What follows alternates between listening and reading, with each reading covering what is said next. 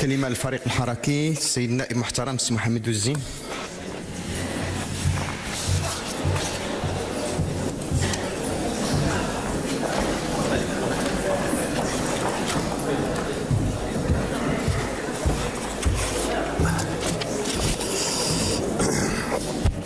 بسم الله الرحمن الرحيم. شكرا سيد الرئيس، سيد رئيس الحكومة المحترم، سيدات والسادة الوزراء، سيدات والسادة النواب الأفاضل، أيتما ديستما.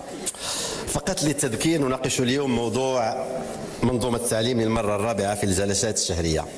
ما كاين باس مادام الموضوع يرتبط بمستقبل المغرب والاختيارات الكبرى اللي كتأثر السياسات العمومية لبلادنا. ومع ذلك يبقى السؤال: ما مآل ومخرجات نقاشاتنا في السابق في الموضوع؟ الجواب: لا شيء، لنعطي الانطباع أننا فقط نؤثث فضاء للنقاش. واسمحوا لي سيد رئيس الحكومة انطلق من سؤال بسيط: أي مغرب صاعد نريد؟ حيث ولاو المغاربة كيسمعوا بزاف وكثير على المغرب الصاعد، المغرب الناشئ، المغرب اللي كيساعد لتنظيم كاس العالم، المغرب اللي كينجز المشاريع الكبرى، اللي كيستقطب الاستثمارات، اللي كيشيد طرق السياره وخطوط القطار فائق السرعه. كل هذا جميل بالطبع، بل ومبعث فخر واعتزاز لنا كمغاربه. لكن السؤال اللي كيطرحه المواطن البسيط اليوم في المدينه كما في القريه والجبل والواحات: واش كيسعد المغرب فعلا فاش كتنهار القدره الشرائيه ديالو ديال المواطن؟ واش كيسعد المغرب عندما يظل آلاف الشباب بلا خدمه خارج سوق الشغل؟ واش كيسعد المغرب فعلا فاش كيعجز جزء من المواطنين عن الولوج الى العلاج والتعليم والسكن الكريم؟ والمثير ان هذا المواطن عجز ايضا حتى باش يشري الحولي ديالو ديال العيد بسبب الغلاء الفاحش من جهه وقله العرض من جهه اخرى، رغم التطمينات اللي قدمتوها للراي العام ورغم الدعم السخي اللي تعطى بالملايير والسنه الفلاحيه الاستثنائيه ديال هذا العام بفضل امطار الخير والعيد اللي ما عيدناش العام الفايت حفاظا على القطيع بقرار ملكي حكيم. كيف نفسر هذه التناقضات لشعب مقهور يعيش الويلات؟ حنا ماشي ضد الطموح سيد رئيس الحكومه، حنا ماشي ضد المشاريع الكبرى، حنا ماشي ضد الاستثمار ابدا، لكن حنا كنامنوا بان التنميه الحقيقيه ما كتقاش باش بالحجم ديال الاسمنت وديال الحديد اللي كنبنيو، وانما بما نبنيه من انسان. صحيح نجحنا في صنع السيارات وصنع قطع من الطائرات، ولكن هل نجحنا في صنع الإنسان؟ حينما نتحدث عن المغرب الصاعد فإن أول من ينبغي أن يصعد هو الإنسان، هو المواطن المغربي، وليس المؤشرات والأرقام التي تزين التقارير وتخفي تجاعيد واقع مرير. المواطن المغربي اليوم عنده شعور بالقناعة بأن الأرقام اللي كيسمعها في البلاغات الرسمية لا تنعكس على حياته اليومية، لأن المواطن سيد رئيس الحكومة ما كياكلش نسب النمو، ما كيتزواج بالمؤشرات وما كيشريش الحولي بالمعطيات والتطمينات، والمواطن ما كيسكنش داخل البلاغات. المواطن بغى اثر ملموس للسياسات العموميه على حياته اليوميه، بغى مدرسه مزيانه لوليداته، بغى سبيطار يحفظ كرامته، بغى خدمه تضمن مستقبله، وبغى دخل يحفظ ليه ماء وجهه ويحس بكرامته محفوظه داخل بلاده.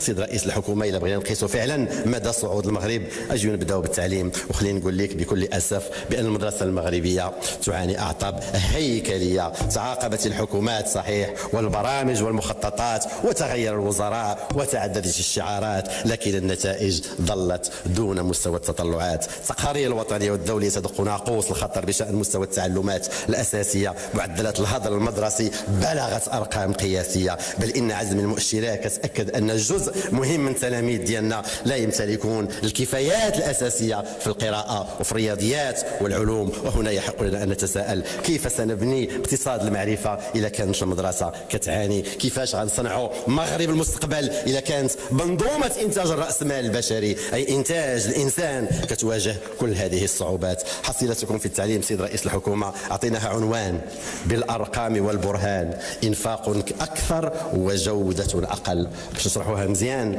نجحتوا صحيح في تصنيف المغرب ما بين 10 دول الاوائل في العالم من حيث الانفاق على التعليم. احنا ما بين 10 دول في العالم الاولى اللي كيتخسر فيها الفلوس او كيتصرف فيها الفلوس على التعليم. مزيان. بالمقابل نجحتوا في ترتيب المغرب في التعليم في الرتبه 71 من اصل 81 دوله عالميا. اذا احنا 10 الاولين من حيث الانفاق و10 الاخرين من حيث الجوده. هذه ارقام لا تحتاج الى شرح او الى بيان. كالخطب إلا رجعنا المغرب البلد الوحيد في العالم الأكثر إنفاقا على التعليم والأقل جودة في التعليم، وهذا تميز يحسب لكم ولحصيلتكم.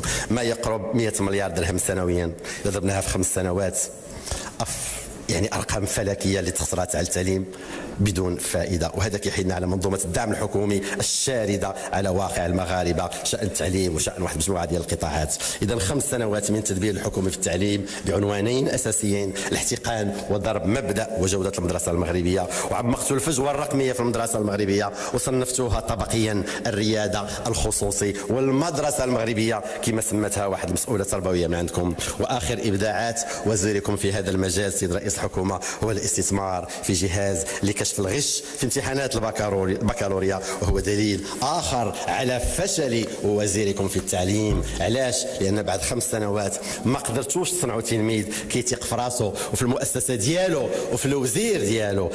مهم جدا الآباء والتلاميذ يكون عندهم احترام وثقة في وزير التعليم، لأن الآباء كيطمئنوا والتلاميذ كيشوفوه قدوة ومثال ونموذج يحتذى. حولت الغش إلى قاعدة مبدئية شاملة، التلاميذ كلهم متهمين حتى يثبت العكس، وبلا ما تشعروا حولت التلاميذ إلى مشاريع غشاشين في وقت كان المغاربة كيتسناو من الحكومة تكون عندها أجهزة لكشف الغش الاقتصادي والغش الريعي والغش في الضرائب والغش في زواج المصالح، بدل تضاربها جهاز يكشف التطبيع مع الاحتكار ومع الفساد، وجهاز لكشف الغش في مختلف السلاسل الفلاحية وباك صاحبي، وجهاز يكشف الغش السياسي والانتخابي. التعليم الحقيقي يا سادة لا يقاس بعدد الأجهزة الإلكترونية ولا بحملات الاستعراض الإعلامي. التعليم الحقيقي يقاس بقدرته على تكوين عقل كيفكر، كيحلل، كينتقد، كيبدع.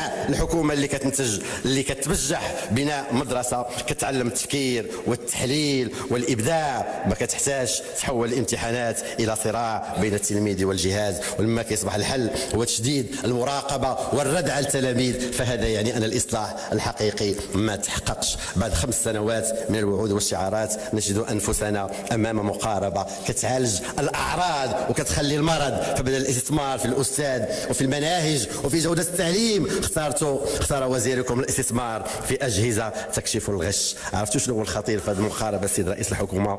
هو الوزارة كتقول لنا المشكلة ماشي في التلميذ، بينما الحقيقة أن المشكلة في التلميذ، بينما الحقيقة أن المشكلة في منظومة ما قدراتش ترد المدرسة فضاء لتكوين العقل وتنمية الكفاءات وبناء الثقة والتنشئة على روح المسؤولية. لذلك كنقول لوزيركم في التعليم: الاحتفاء بأجهزة كشف الغش ليست شهادة نجاح الإصلاح، بل شهادة على تعثر الإصلاح. المدرسة سيد الوزير اللي كتنجح في المهمة ديالها ما كتحتاج هذه الأجهزة باش تثبت هذا الشيء اللي بغيتو تثبتوا، لأن النتائج وجودة الخريجين هما شهادة النجاح، وماشي الردع والضغط النفسي والتأثير التربوي على التلاميذ بجهاز كشف الغش أجمع المغاربة. صحيح أننا في حاجة إليه، لكن خارج الأقسام، حيث خاصه يتعمم في جميع وعلى جميع القطاعات. ثم فضيحة أخرى السيد رئيس الحكومة: كيف يسمح لموقع دون المواقع الأخرى، موقع تافه وسمج معروف بالسخافة ديالو الابتزاز والضرب في أعراض المواطنين وقيم المغاربة والتشهير، يدخل الحرم التربوي اللي مخصص للمراقبين التربويين في عز امتحان وطني من حجم امتحان البكالوريا، يصوروا تلاميذ قاصرين. اشهد السيد الوزير، واشهد الفوضى، واشهد قلة الحياة باش الاطر التربويه تركز على مهامها ومسؤوليتها، ولا هنا كتعطيو تصريحات البونجات عافنه المغاربه كيهربوا منها وكيحاربوها، وانتم السيد الوزير تصرون على التطبيع معها ومع الرداء ديالها، بل رجعتوها واش ما كتخليوناش شي قراءة أخرى شريك استراتيجي ديالكم وفتحوا له أبواب التنشئة والتربية. اشرحتوا من السيد الرئيس السيد الوزير التعليم اللي كان خاطب هنا بالضبط، لأنه سب هذه المواقع هما سب في حق المنظومة. تحملوا مسؤوليتكم عافاك وكونوا قدها وما تاخذوش الأمور باستخفاف.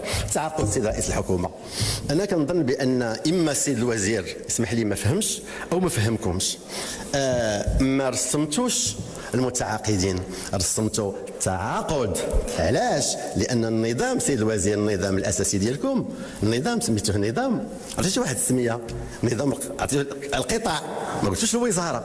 النظام الاساسي لموظفي القطاع، ما قلتوش موظفي الوزاره. كنجيو للقانون الماليه، القانون الماليه خصصتو 371 منصب شغل للوزاره وخصصتو 21 منصب شغل للاكاديميات. اذا ما هو الجديد؟ واش اللي كان شحال هذه؟ اذا بخلاصه كنقول لكم بغاو، انا نقول لك بلاتي سهله السيد الوزير، هذا الشيء لو كان هذا الترسيم حقيقي كون لقينا 20,000 منصب شغل على 21 ديال الاكاديميات يكون مناصب شغل في قطاع الماليه، ما كايناش. اذا هذه هي الحاله اللي كانت ظلت داروا لقمه على حال. اذا كنزيد كنأكد بان فعلا ما والاساتذه كنظن راه كيعرفوا هذا الشيء. اليوم بغينا السيد رئيس الحكومه بغينا بيانات ومؤشرات على ماذا نفذت الحكومه من الالتزامات الوارده في النظام الاساسي وفي الحوار الاجتماعي القطاعي. فين هي لجنه تجديد المناهج اللي هي جوهر الاصلاح، ماشي بقات في الطابلات وبقات في. إذا بلا ما كتشعروا مرة أخرى تكرسون وتستثمرون في مغرب السرعتين. وفرضا مشينا معكم في هذه المقاربة، اش نديروا مع الفرملي اللي في الجبل، المخزني، بوغابة وجميع الموظفين العموميين هنا بلا ما كتشعروا مرة أخرى كترجعوا لفتنة الفئوية اللي رسختها هذه الحكومة. احنا ماشي ضد تعطيو الأساتذة، بالعكس يستاهلوا كل الخير وأكثر، ولكن بغينا هذا الشيء يكون وفق رؤية شاملة وعادلة. طبيعي تكون الحصيلة ديالكم هي هذه، وهذا ما أكدوا وزيركم في التعليم اللي طلب من المغاربه انهم ينقلوا قبائلهم واحيائهم وضواويرهم الى المدرسه المزيانه وماشي العكس. الخلاصه المدرسه المغربيه هي في حصيله التحالف الثلاثي الحكومي وساعات الهضر المدرسي، وبنات المدرسه كتنكر هويتها الامازيغيه الاصليه. مدرسه تسعى الى تكلم كل اللغات الا اللغه الاصليه للمغاربه. ثم الاستاذ السيد الوزير اللي وقفتوا، الاستاذ اللي وقفتوا الله يجازيك بخير، راه درتوا. سيد الوزير ارجوك نهضر معك. كدوي مع رئيس الحكومه السي وزين، تفضل. ماشي مع لا هذا غير رجاء السيد الوزير، راه كياخذ معطيات. غير اذا سمحتوا، هذه غير حاله انسانيه، انا انتهيت. غير حاله انسانيه. كاين واحد الاستاذ كان اللجنه الادبيه انه وقفته واحد 6 شهور، فات العقوبه ديالو. هاد الشهور سيد الرئيس، هاد الشهور فاتت وولده واقف اليوم على عمليه وما لقاش لا بريزون شارج. الله يرضي عليكم السيد الوزير، جانب انساني ماشي سياسي، ماشي كنزايدوا عليه، هذه حاله انسانيه. الله يعطيك الخير، كن بها. شكرا سيد الرئيس. الكلمه